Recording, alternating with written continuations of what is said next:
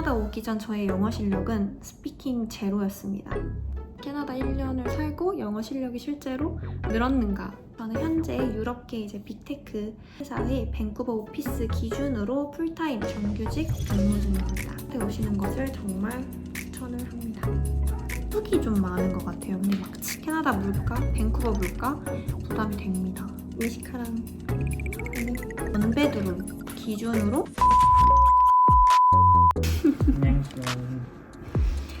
안녕하세요. 오늘 영상은 캐나다 오는 거에 대해 고민을 하고 계신 분들, 캐나다 워홀을 꿈꾸고 계신 분들, 이제 코업으로 오실 예정이신 분들, 이제 모든 분들을 위해 도움이 될까 싶어서 이제 준비를 해본 영상입니다.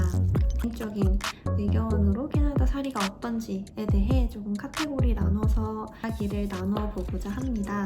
근데 처음 왔을 때부터 1년 동안 살면서 얼마나 좋았던 점, 후회하는 점, 이런 것들을 좀 더 처음 오시는 분들을 위한 저의 생각을 일단 전달할 수 있는 내용으로만 일단 다뤄볼 예정입니다. 이렇게 이제 저에 대한 소개 영상을 만든 게 있어요. 이거를 조금 봐주시면은 도움이 될 것 같습니다. 제 캐나다 살이에 대한 소개를 간략하게만 설명을 드리자면 2022년 2월 코로나 시기였죠. 2022년 2월부터 2023년 2월까지 1년 동안 코업 비자로 캐나다 학생 비자, 워크 비자 모두 가지고 들어와서 생활을 1년 정도 했었고요. 그리고 2023년 3월부터 다시 한국에 들어가게 되어서 1년 반 정도 있다가 이번에 2024년 7월에 다시 캐나다 밴쿠버에 워홀 비자로 들어오게 되었습니다.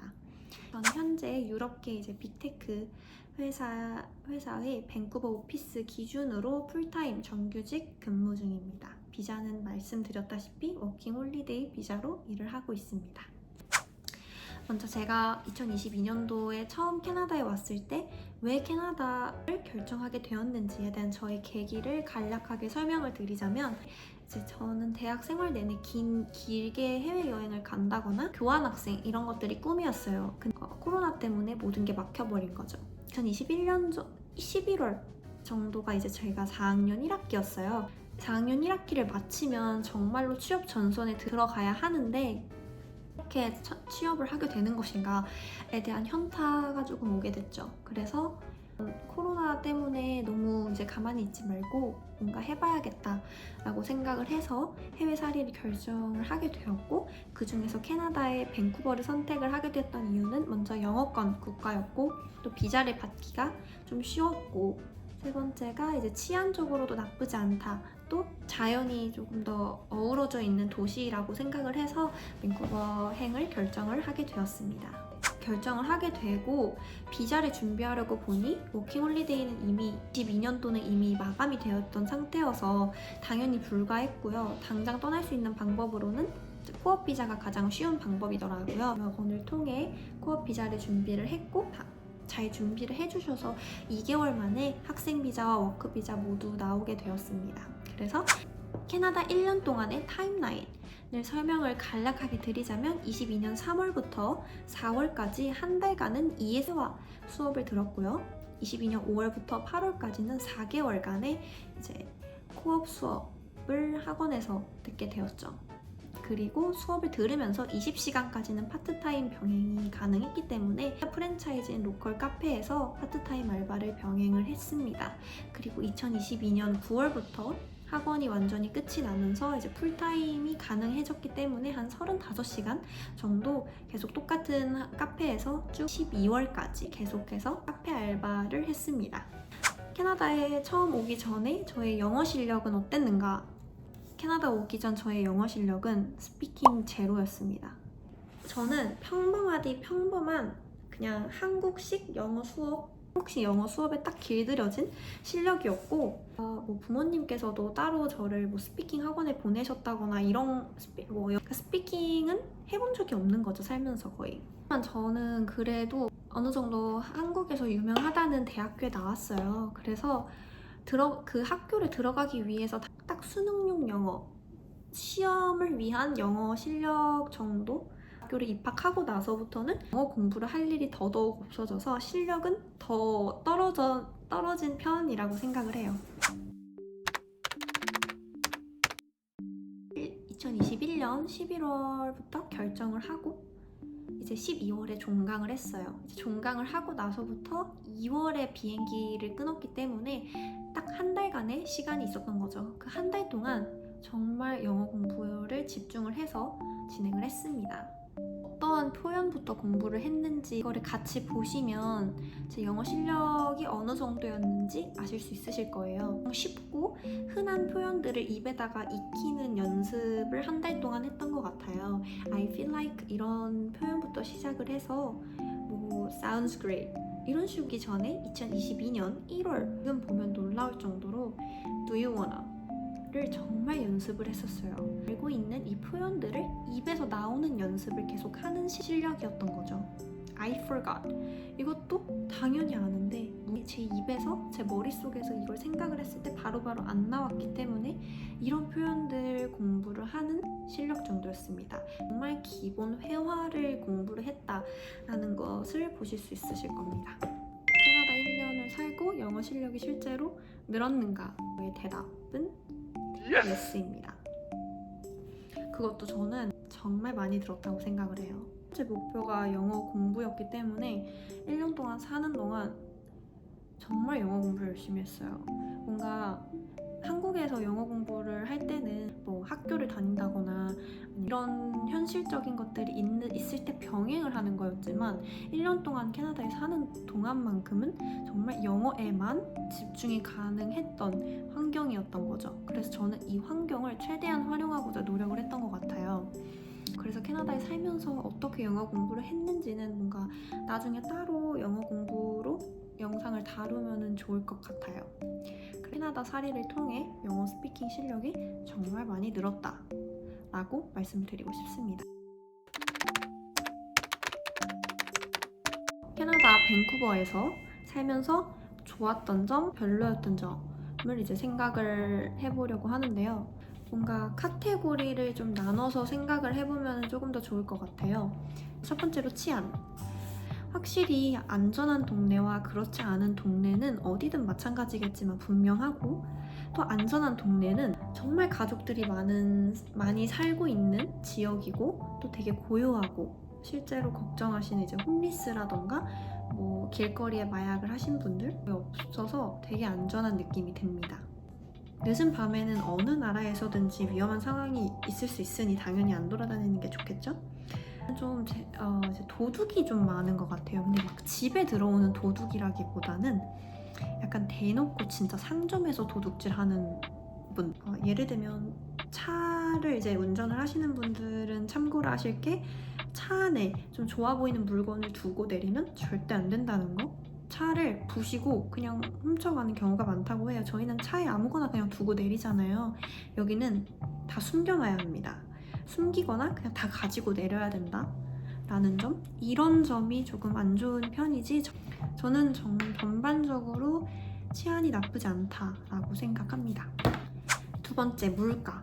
물가 때문에 밴쿠버 오시는 거를 조금 망설이시는 분들도 있으실 것 같아요. 솔직하게 말을 하자면 캐나다 물가, 밴쿠버 물가 부담이 됩니다. 한국에 비하면 임금이 높지만 근데 또 엄청 높은 건 아니라고 생각을 하거든요.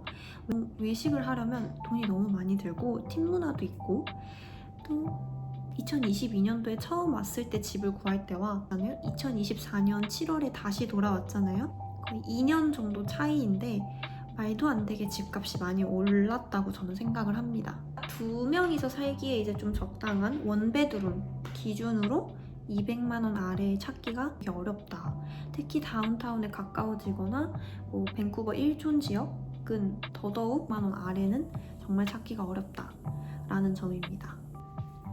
장보기 물가.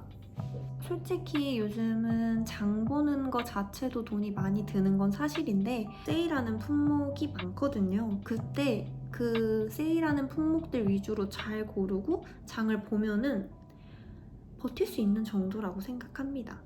또 제가 예전 영상에 다뤄놓은 게 하나 있거든요. 그래서 그거를 좀 참고를 해주시면 좋을 것 같습니다. 보통은 룸쉐어를 많이 하잖아요. 그렇게 룸쉐어를 하는 정도의 렌트비와 장 보는 거 이 정도까지는 어떠한 직종이든 풀타임으로 열심히 일을 한다고 가정을 했을 때 충분히 커버할 수 있는 정도라고 저는 아직 생각을 하고요. 이제 이외에 본인이 쇼핑을 많이 한다거나 이제 외식을 자주 한다거나 혹은 술 먹는 걸 좋아하셔서 펍을 많이 간다던가 외식할 때 막 소주를 드신다거나 이런 것들에 따라 사람마다 편차가 상당히 많이 크겠죠. 제 기준으로 말씀을 드리자면 저는 친구를 자주 안 만나는 편이고요. 거의 술은 안 먹는 것 같고요. 주로 이제 그냥 렌트비랑 정말 기본적으로 살아야 하는 최소한의 돈, 고정 지출 비용을 다 뺐을 때 현재 월급 기준으로 저는 돈 세이브가 정말 많이 되고 있습니다. 네. 그래서 첫 번째 치안 다뤄봤고 물가까지 말씀을 드렸고 이제 세 번째가 현실. 알고 있는 한에서 들은 바에 의해서 조금 공유를 드리자면 첫 번째 의료 시스템. 이게 생각보다 무시할 수가 없는 거라고 생각을 해요. 워크비자가 있으신 분들은 MSP라는 이제 시주의 의료보험에 가입을 하실 수가 있어요. 대부분의 이제 의료 지원이 되는 거기 때문에 한국에서 개인 보험이 없더라도 여기서 의료를 무료로 받을 수가 있는 거죠. 단점으로는 병원을 가기가 힘들다는 거예요. 여기 의료 시스템은 보통 패밀리 닥터가 있어야 하더라고요. 한번 아팠던 적이 있었는데 그때 병원을 알아보려고 정말 전화를 많이 돌렸어요. 클리닉에. 그냥 당장 방문해도 돼? 워크인 해도 돼? 라고 물어보는데 우리는 패밀리 닥터여가지고 새로 오는 환자들은 안 받아 라는 병원이 생각보다 많았고 또 예약 자체가 너무 항상 꽉 차 있어서 그냥 가는 것 자체가 너무 어렵더라고요. 그 뒤로는 사실 그렇게 아팠던 적이 없어서 아직까지 정말 호되게 당한 적은 없는데 의료가 사실 살면서 항상 걱정이 되는 부분입니다. 네. 그 이 점에서 솔직히 캐나다에서 평생 살 수 있을까에 대한 걱정이 제일 많이 되는 부분입니다. 이제 취업 자리. 저도 취업 자리가 어떤지는 저는 전문가가 아니기 때문에 잘 모르지만 일단 캐나다 워홀을 오시는 분들 기준으로 가장 많이 하는 직종이 서비스직이죠. 카페나 식당 알바를 제일 많이 하실 텐데 사실 한국인이 주인이 아닌 카페나 식당에서도 한국인이 일을 잘 하는 거를 겪어본 사장님이나 매니저분들은 되게 한국인 자체에 대한 좋은 마음이 있으신 것 같아요. 카페 알바를 하면서 여러 나라 사람들도 만나봤는데 한국인이 일을 제일 잘하는 것 같습니다. 솔직히요. 팩트로는 카페든 식당이든 경험이 있는 사람을 선호하는 건 맞는 것 같아요. 식당 알바를 해본 사람이라던가 카페 알바를 해본 사람을 선호하는 게 맞는데 사실 열정을 어느 정도 보여주시거나 진짜 내가 이 서비스직에 관심이 있는 거를 좀 표출을 하면은 트레이닝이라는 기회가 주어지거든요. 그 트레이닝 기회만 주어졌을 때 진짜 열심히 하고 그런 걸 보여주면은 저는 잡을 구하는 거는 크게 어렵지 않을 거라고 저는 생각을 하고 있습니다. 또 한인분들이 운영을 하시는 곳에서도 많이 이제 하이어링을 하니까 거기서 저는 어느 정도 경험을 쌓고 그 경험을 쌓고 로컬 인터뷰를 보시는 것도 괜찮다고 생각을 해요. 영어 소통은 기본적으로 가능해야 하는 게 맞습니다. 달달달 외워서라도 나 소통 가능하다를 트레이닝 때 보여주셔야 하는 게 맞는 것 같아요. 영어를 너무 아예 못한다 라고 하면은 사실 매니저 바이 매니저겠지만 사실 트레이닝에서 잘리는 경우도 많이 보긴 했습니다. 제 남자친구가 옛날에 그 스시집 홀 매니저 경력이 있거든요.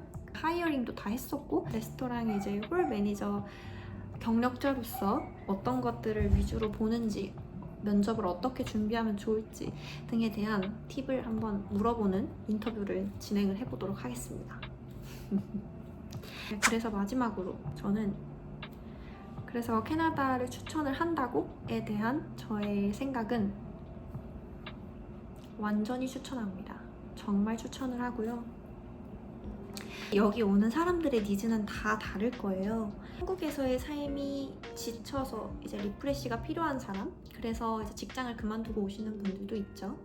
또 혹은 제 케이스처럼 해외에 살아봄으로써 좀 더 경험과 나의 시야를 조금 넓혀보고 싶은 사람, 적으로 팁을 많이 나오는 식당에서 일을 한다고 가정을 했을 때 저는 많이 벌 수 있다고 생각을 하거든요.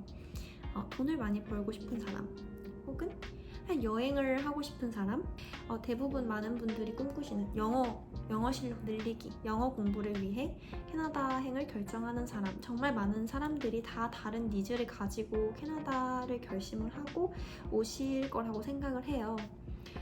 이런 많은 타입들 중에서 본인이 어떤 목표를 가졌던 여러분들의 목표를 전부 다 이룰 수 있는 곳이라고 생각을 합니다.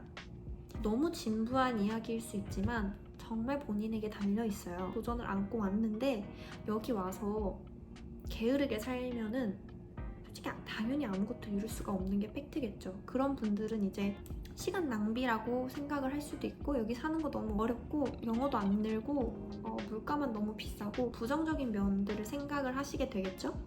여기에서 힘든 점은 당연히 있어요. 언어의 한계, 특히 물가, 이런 것들에 대한 한계가 분명히 있을 거예요. 하지만 그런 것들을 감당을 하려면 여기 와서 정말 열심히 살아야 하고 정말 부지런히 살아야 해요.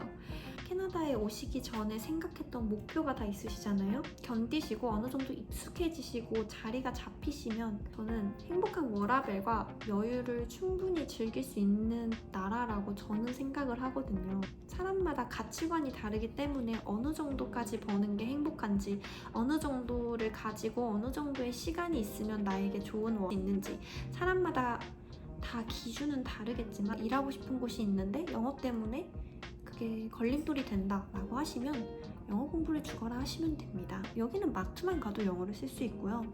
어디서든지 환경은 주어져 있어요. 이제 이 환경을 내가 어떻게 이용을 하느냐가 가장 큰 요소이기 때문에 정말 이런 환경에 대한 고민은 하실 필요가 없다고 생각을 합니다. 그리고 현재 캐나다가 이제 워홀이 2년이나 주어지잖아요. 연령도 더 폭이 넓어졌고, 저는 이 시기가 정말 좋은 기회라고 생각을 하고, 저는 제 친구들한테도 진심으로 저는 추천을 하고 있는데 오시는 것을 정말 추천을 합니다. 여기까지가 제가 1년을 살고 이제 플러스 2개월이 넘었는데, 개인적으로 제가 이루고 싶은 부분들은 캐나다에서 정말 많이 이뤄냈고 지금도 계속해서 꿈이 커서 나가고 있고, 그것들을 이뤄나가기 위해 저는 더 열심히 살아볼 생각이에요. 그래서 여러분들도 잘 생각하셔서 캐나다 결정에 조금 도움이 될 수 있는 얘기였으면 좋겠고, 너무 개인적인 의견이었기 때문에 그냥 하나의 추천하는 영상이었다라고만 생각을 해주시면 좋을 것 같습니다. 안녕. 미시카? 미시카 인사. 미시카랑 오늘 자다 깨웠더니 화가 났어요.